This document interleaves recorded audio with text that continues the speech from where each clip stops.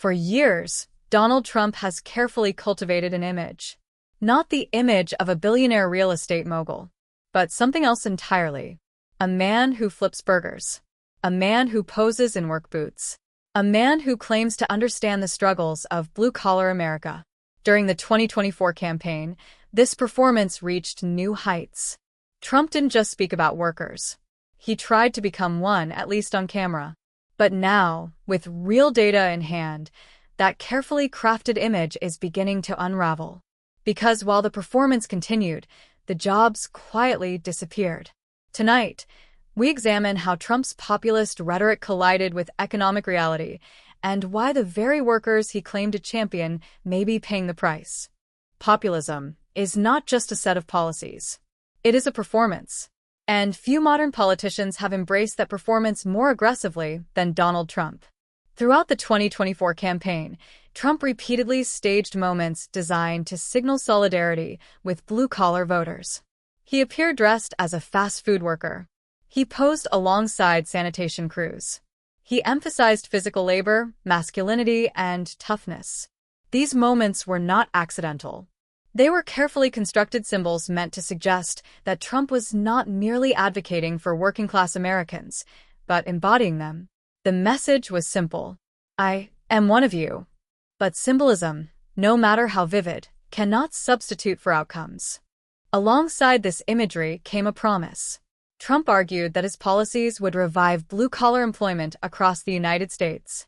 Manufacturing would surge. Construction would boom. Industrial jobs would return. He framed immigration as the primary obstacle, suggesting that restricting it would somehow protect what he controversially referred to as black jobs and Hispanic jobs. The implication was troubling. It suggested that certain forms of labor belonged to certain racial groups, and it reduced complex economic forces into simple scapegoats.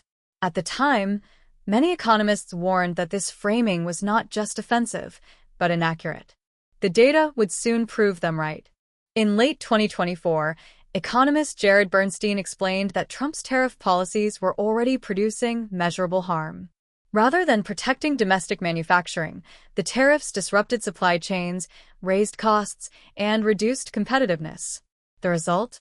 Manufacturing job losses, not gains. This was not theoretical. It was measurable. Factories slowed production. Orders declined. And workers, the very people Trump claimed to defend, were left vulnerable. Tariffs may sound tough in campaign speeches, but in practice, they often function as blunt instruments that punish domestic industries as much as foreign competitors. Manufacturing was not alone. Construction, another core blue-collar sector, began to falter as well. Trump's aggressive anti-immigration policies reduced the labor supply in an industry heavily dependent on immigrant workers. The result was predictable. Projects slowed, costs increased, and employers struggled to fill positions. Ironically, policies framed as protecting American workers ended up destabilizing entire industries, harming citizens and non-citizens alike. Economist Joseph Politano provided one of the clearest assessments of the situation. Analyzing data from the Bureau of Labor Statistics, he concluded that the promised blue-collar boom was not happening. In fact, the opposite was true. Across manufacturing, transportation, construction, mining, and utilities, job losses were accelerating. The United States lost tens of thousands of industrial jobs over the past year, a stark reversal from previous gains. This kind of decline had not been seen since major economic crises. Even more concerning was Politano's warning that headline numbers may understate the damage. Employment across trades and industry fell significantly from its peak in early 2025 and has continued declining nearly every month since. This pattern suggests not a temporary dip, but a structural problem. Once blue-collar jobs disappear, they are often slow to return. Economic consequences eventually become political ones.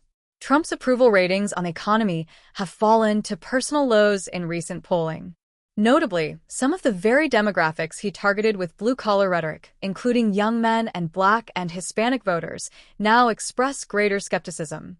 Symbolism may attract attention, but lived experience shapes judgment. When paychecks shrink and jobs disappear, rhetoric loses its power. At its core, this story is about the limits of political theater. Trump's populist imagery relied on visibility rather than viability. It focused on appearance rather than outcome.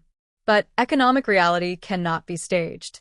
Jobs either exist or they don't. The collapse of this narrative carries broader implications. It suggests that voters are increasingly capable of distinguishing symbolism from substance. And it raises a critical question for future campaigns. Can populism survive without results? Populism is powerful, but it is fragile. It depends on trust, and trust depends on outcomes. When the performance fades and the numbers remain, reality has a way of asserting itself. And for the workers promised a revival that never came, that reality is not rhetorical. It is personal.